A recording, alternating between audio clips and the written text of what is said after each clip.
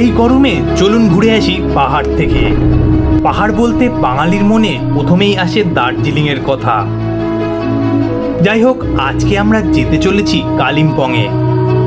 কালিম্পং সমুদ্র থেকে 1250 মিটার উচ্চতায় অবস্থিত তিস্তা নদীর তীরে ওয়েস্ট বেঙ্গলের একটি শৈল শহর। তিব্বতে চীনের আগ্রাসনের পূর্বে এই কালিম্পং দিয়েই তিব্বতের সাথে বাণিজ্য করা হতো। এই জন্য কালিম্পংকে বাণিজ্য দ্বার হিসাবে চিহ্নিত করা হয়েছে। কিন্তু 1962 সালের ইন্দো-চীন যুদ্ধের পর থেকে এটি বন্ধ করে দেওয়া হয়েছে। এর ফলে এই পথে আর বাণিজ্য হয় না। কালিম্পংয়ের সবচেয়ে জনপ্রিয় বা বলা ভালো ভুতুড়ে বাড়ি হিসেবে পরিচিত মর্গ্যান হাউস। বাড়িটি তৈরি করেছিলেন জর্জ মর্গ্যান 1930 সালে।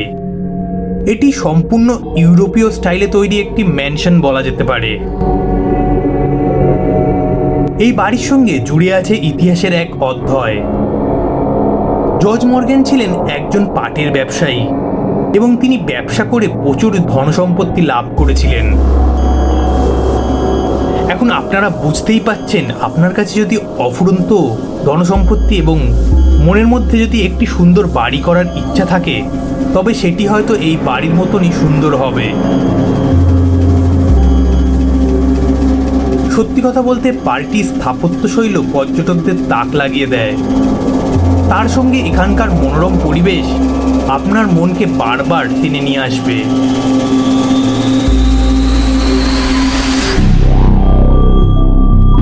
এই বাড়িটি জর্জ মর্গ্যান তার স্ত্রীকে খুশি করার জন্য তৈরি করেছিলেন এবং এই বাড়িতেই খুব ধুমধাম করে মিস্টার এবং মিসেস মর্গ্যানের বিবাহ সম্পন্ন হয়েছিল। সেই দিন এই বাড়িতে প্রচুর অতিথির জমায়েত হয়েছিল। সুন্দর আলোয় সাজানো হয়েছিল এই বাড়িটিকে। মিসেস মর্গ্যান ভীষণভাবে ভালোবেসে ফেলেছিলেন এই বাড়িটিকে। এমনকি তিনি এই বাড়ি থেকে কোথাও বেরোতেও চাইতেন না। সব কিছু ঠিকঠাকই চলছিল। হঠাৎ একদিন কোনো এক অজ্ঞাত কারণে মিসেস মর্গ্যানের মৃত্যু হয়। তবে অনেকে এটি আত্মহত্যা বলে চালিয়ে দেওয়ার চেষ্টা করেন। তবে ভয় পাওয়ার কিছুই নেই। বর্তমানে সেই ঘরটি সম্পূর্ণ তালাবন্ধ অবস্থায় রয়েছে। যাই হোক, এর কিছুদিন পর জর্জ মর্গ্যান আর এই বাড়িতে থাকতে না পেরে জাহাজে করে সোজা চলে গেলেন ইংল্যান্ডে। তিনি যেহেতু এই সম্পত্তি কাউকে দান করে যাননি, তাই 1947 সালে দেশভাগের সঙ্গে সঙ্গে এটি ভারত সরকারের অধীনে চলে আসে। এরপর বিভিন্ন হাত ঘুরে 1975 সাল নাগাদ ওয়েস্ট বেঙ্গলের পর্যটন দপ্তরের অধীনে চলে আসে।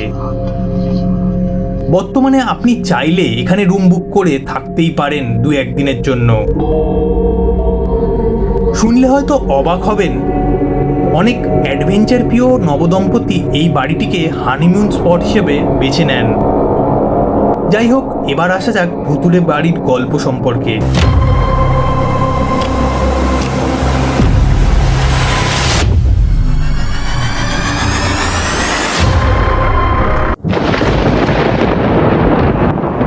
এখানে থাকতে আসা একাধিক পর্যটক উপরের ঘরের মেঝেতে কারুর চলাফেরার শব্দ বা দরজা খোলা বা জানলা বন্ধ করার শব্দ,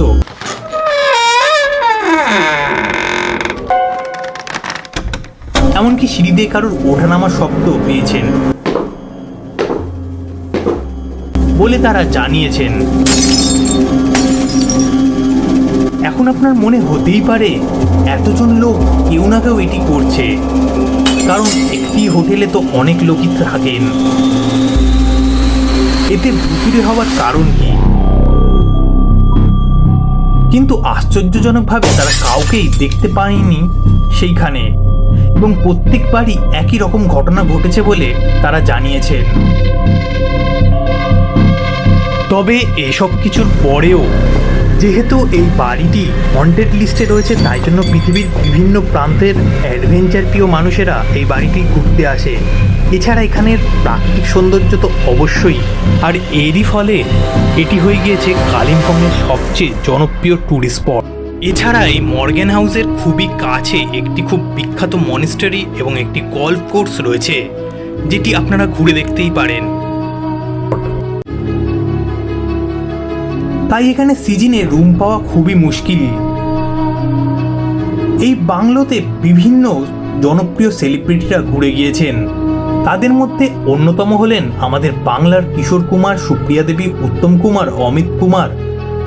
এছাড়াও রয়েছেন নার্গিস দত্ত, সুনীল দত্ত এবং উৎপল দত্তের মতো বিভিন্ন বিশিষ্ট মানুষেরা। যেহেতু কালিম্পং শহরটি ভারতের সীমান্তবর্তী অঞ্চলের খুব কাছে পড়ে, তাই জন্য এই অঞ্চলটি সেনাবাহিনীর অধীনে চলে আসে।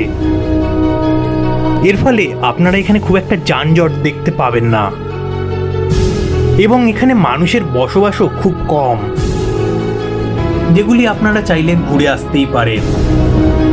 ইন্টারনেট সার্চ করলে আপনারা দেখতে পাবেন এটিকে সেরা ভূতের বাড়ির তালিকায় রেখেছে অনেকেই। এখানকার মনোরম পরিবেশ এবং এক অ্যাডভেঞ্চারাস অভিজ্ঞতা অর্জন করতে হলে অবশ্যই আপনারা যেতে পারেন এই মর্গ্যান হাউস ঘুরতে বা স্থানীয় ভাষায় ভূত বাংলো ঘুরতে। তবে এটাও সত্যি, কালিম্পংয়ে গেলে এই বাড়িটি অবশ্যই দেখা দরকার, কারণ এই বাড়িতে ছড়িয়ে ছিটিয়ে রয়েছে ব্রিটিশ আমলের নানা কাহিনী। তাহলে আর দেরি কিসের, চলুন বেরিয়ে পড়া যাক এই ভূতের বাড়ির উদ্দেশ্যে, বা বলা ভালো মর্গ্যান হাউসের উদ্দেশ্যে। আর আপনি যদি এই মর্গ্যান হাউসটি আগে ঘুরে থাকেন, তাহলে আপনার অভিজ্ঞতা সম্পর্কে কমেন্ট বক্সে অবশ্যই কমেন্ট করে জানাবেন।